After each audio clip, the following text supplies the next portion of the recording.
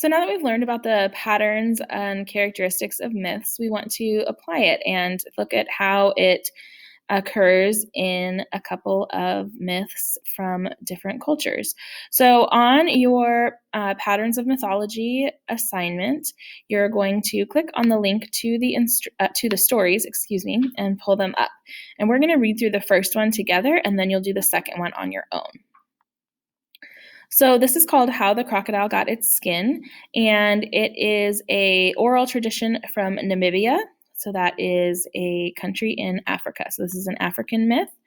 And while we read, you want to think about natural elements, animals, colors, circles, creation, heroes, and females.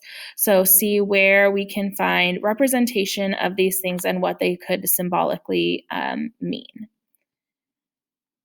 The crocodile originally had a smooth golden skin, and it stayed that way because the crocodile would spend all day in the muddy waters and only come out at night.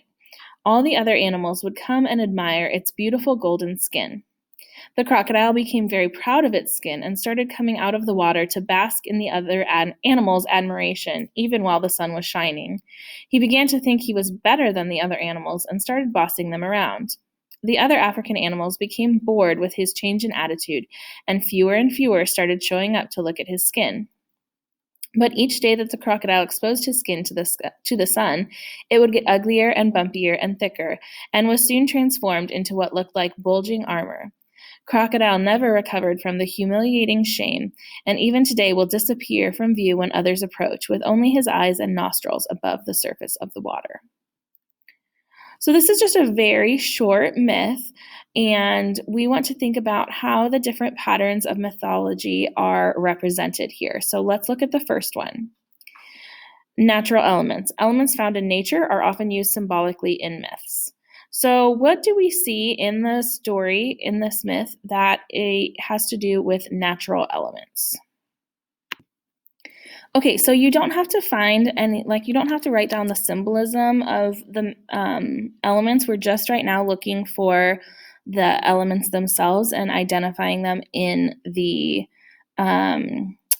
myth. So natural elements in this myth, you could look at how it talks about the muddy waters.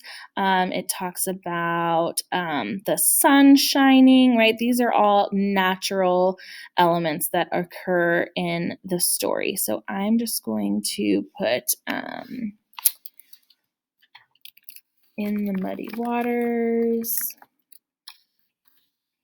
the sun shining, right? So these are some natural elements.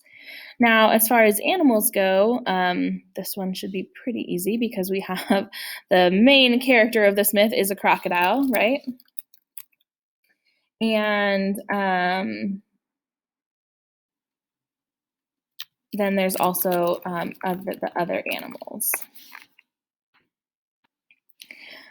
Okay, so you're going to do the same thing. You're going to finish filling out about how the crocodile got its skin, the different elements that you see, and then you are going to read the second story, Arachne the Spinner, which is just the next page. It's actually a little bit longer of a myth, just a couple of pages, so you'll read through it. And then same thing, you will locate the elements and write about where they are represented within the story.